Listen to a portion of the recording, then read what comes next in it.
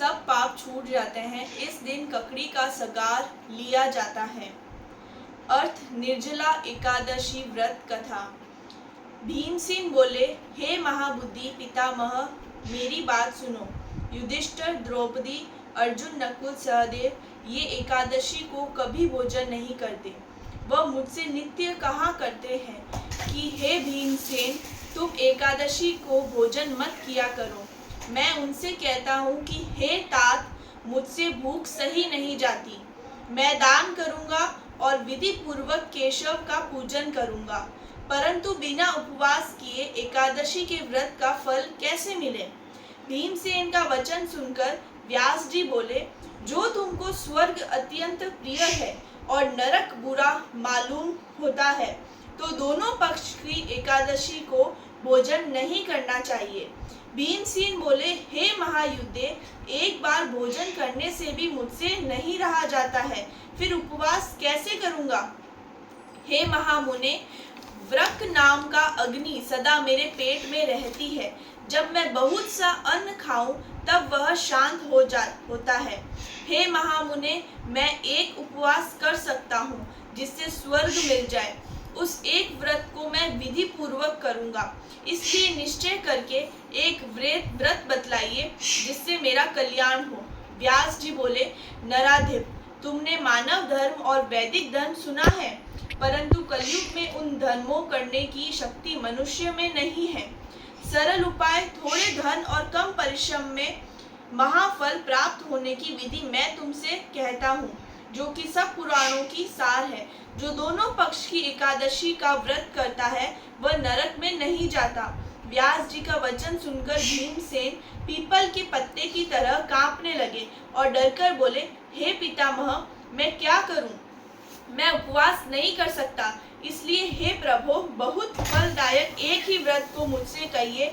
व्यास जी बोले कि वृषभा मिथुन के सूर्य में ज्येष्ठ मास के शुक्ल पक्ष की एकादशी है, उसका यंत्र पूर्वक निर्जल उपवास करना चाहिए। स्नान और आचमन में जल का निषेध नहीं है। माशे भर स्वर्ण का दाना जिसमें डूब जाए उतना ही जल आचमन के लिए कहा गया है, वही शरीर को पवित्र करने वाला है। गौ के कान की तरह हाथ करके माशे भर जल पीना चाहिए। उससे थोड़ा या अधिक जल पीने से मदिरा पान के समान होता है। और कुछ न खाए, नहीं तो व्रत भंग हो जाता है। एकादशी सूर्योदय से दूसरे दिन के सूर्योदय तक जल पान न करें। ऐसा करने से 12 महीनों की एकादशी का फल उसको बिना यत्न से मिल जाता है। फिर द्वादशी को सवेरे निर्मल जल में स्नान करके ब्राह्मणों को जल और सुवर्ण का दान करें। फिर व्रत करने वाला कृत होकर ब्राह्मणों सहित भोजन करें। हे भीमसेन, इस प्रकार व्रत करने से जो पुण्य होता है उसको सुनो। साल भर में जितनी एकादशी होती है उनका फल इस एकादशी के व्रत करने से मिल जाता है, इसमें संदेह नहीं है। शंख चक्र गदाधारी कृष्ण भगवान ने मुझसे कहा है कि सब धर्मों को छोड़कर मेरी शरण में आओ। एकादशी को निराहार रहने से मनुष्य सब पापों से छूट जाता है। कलयुग में द्वैत दान से शुद्धि नहीं है, स्मार्त संस्कार से भी सद्गति नहीं होती। इस दुष्ट कलयुग में वैदिक धर्म भी कहाँ है। हे वायुपुत्र, बार बार विशेष क्या कहूँ, दोनों पक्ष की एकादशी में भोजन न करें। ज्येष्ठ के शुक्ल पक्ष की एकादशी में जो फल मिलता है उसे सुनो।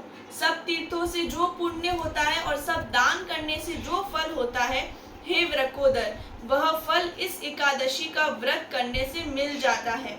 उसी दिन से भीमसेन ने इस निर्जला एकादशी का व्रत किया, तभी से इसका नाम भीमसेन विख्यात हो गया।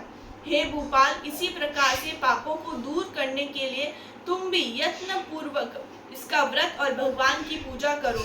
हे अनंत, हे देवेश, मैं आज आपका निर्जल व्रत करूंगा और दूसरे दिन भोजन करूंगा। इस मंत्र को पढ़कर सब पापों को दूर करने के लिए इंद्रियों को वश में करके श्रद्धा पूर्वक व्रत को करें। स्त्री अथवा पुरुष का सुमेरु व मंदराचल पर्वत के समान भी पाप हो तो एकादशी के प्रभाव से भस्म हो जाता है। जो कोई उपवास करके रात्रि में जागरण करते हैं और निर्जला के दिन अन्न, गौ, वस्त्र, शया, आसन, कमंडल, छत्र, पात्राण इनका सुपात्र को दान देते हैं, वे सोने के विमानों में बैठकर स्वर्ग को जाते हैं। मनुष्य को सूर्य भक्ति से इस कथा को सुनते तथा कहते हैं, वे दोनों निसंदेह स्वर्ग को जाते हैं। मनुष्य को सूर्य ग्रहण में श्राद्ध करने से जो फल मिलता है वह इसके सुनने वालों को मिलता है। दातुन करके इसका नियम करें। मैं केशव भगवान को प्रसन्न करने के लिए आचमन के सिवा एकादशी के व्रत में दूसरा जल ग्रहण नहीं करूंगा। द्वादशी के दिन गंध, पुष्प, जल और दीपक से देवताओं के ईश्वर वामन जी को का पूजन करना चाहिए। विधि पूर्वक पूजन करके इस मंत्र का उच्चारण करें। हे देवताओं के ईश्वर, हे इंद्रियों के ईश्वर, हे संसार समुद्र से पार करने वाले, जल से भरे हुए कलश और पंखी के दान करने से मुझको परम गति दीजिए। ऐसा कहकर ब्राह्मण के लिए शक्ति के अनुसार कलश देने चाहिए। इस प्रकार जो पवित्र और पापों को दूर करने वाली इस एकादशी का व्रत करता है वह सब पापों से छूटकर परम पद को प्राप्त होता है। फलाहार, इस दिन कैरी का सगार लेना चाहिए।